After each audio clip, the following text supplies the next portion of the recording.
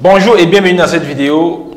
Si tu regardes cette vidéo actuellement et que tu as déjà passé ton entretien de Campus Belgique et que tu es en train de faire des démarches pour les demandes de visa, tu mets d'abord un stop à ta procédure et tu regardes cette vidéo jusqu'à la fin. Alors, dans cette vidéo, il est question pour nous de te dire de faire très attention au niveau du garant ou de la prise en charge. Vous savez que pour chaque année, l'indexation du salaire dont doit disposer votre garant augmente au fil de chaque année. Pour cette année, il y avait déjà un montant qui était défini, mais il y a de cela quelques jours, notamment le 1er mai, le montant du garant a encore augmenté. Et si tu as déjà signé une prise en charge avant cette date-là, tu vas me recommencer ta prise en charge pour pouvoir et te rassurer que ton garant a bien les montants définis dans cette vidéo. Alors, on dit ici, attention, si ton garant n'est pas solvable, le motif simple du refus de visa dans ce cas, c'est solvabilité insuffisante. Et on va expliquer en dessous du motif que le garant n'était pas solvable. Donc, si tu as déjà obtenu ton admission et que tu as déjà passé Campus Belgique et que tu es en train de préparer tes documents pour ta demande de visa, rassure-toi que le salaire du garant correspond à ce montant défini ici. Alors, tout ça, je n'ai pas inventé. Ces informations-là, tu as la possibilité de les avoir sur le site de l'Office des étrangers. Et je vais te mettre le lien en commentaire où tu dois aller vérifier. Ce n'est pas la parole de l'évangile. Ici, on dit le garant. Le garant doit disposer de combien? On dit 1809,32 € par mois.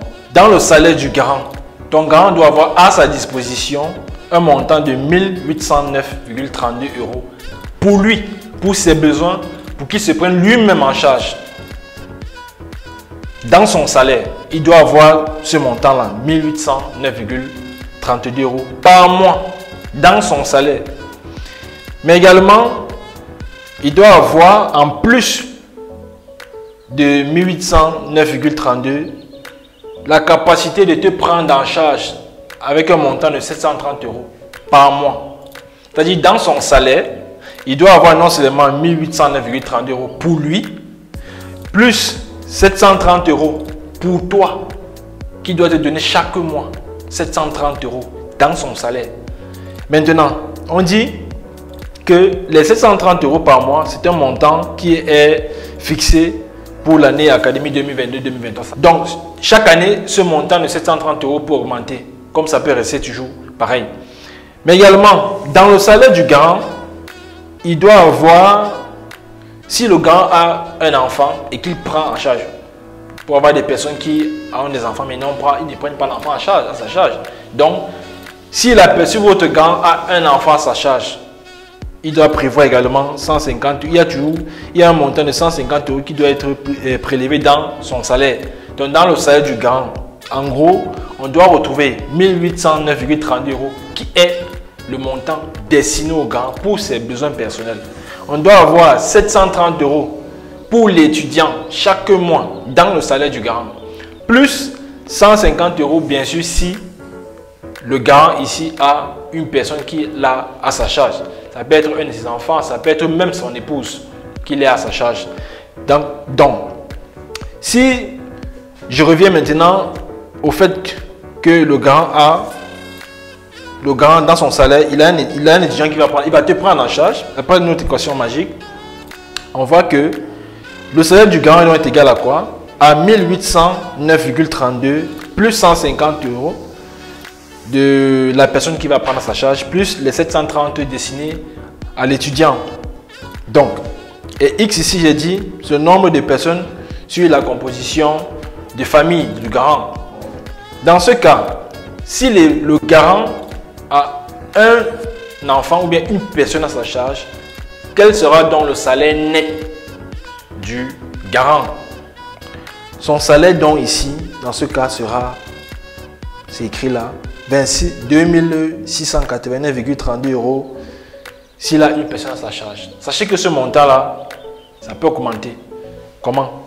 Si il a une personne à sa charge, alors c'est 150 euros. Mais s'il a 2 personnes à sa charge, ça fait 150 euros fois 2 qui égale à 300. Donc tu vas faire 1809,32 plus 300 plus 730.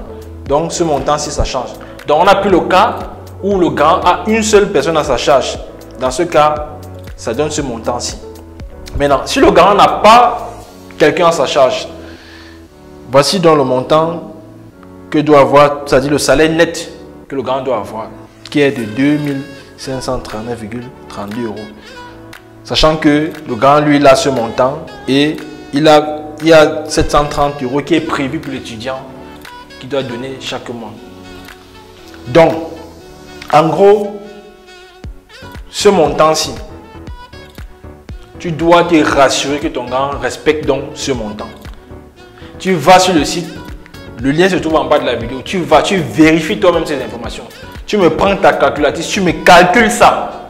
Tu vérifies que non, ça, plus ça ou bien sans ça, ça donne ces résultats-ci. Tu te rassures que c'est bon. Tu donnes l'information à ton garant. Est-ce que tu as un salaire? Tu demandes à ton garant, est-ce que tu as plus de 2689,32? Tu demandes à ton garant. Et s'il a plus, c'est bon.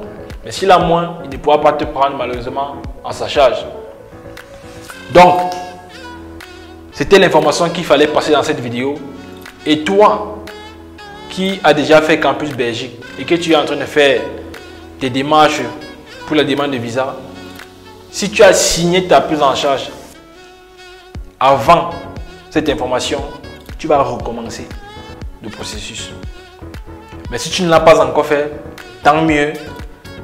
Tu te rassures que ton garant respecte bien les conditions et tu fais part de l'information à ton garant pour qu'il lui aussi se prépare pour cela. S'il n'a pas la solvabilité suffisante, il cherche une autre personne qui pourra te prendre en charge.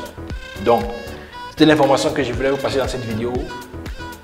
N'hésitez pas à me poser une question en commentaire. Je vais faire une vidéo dessus pour répondre à toutes les questions.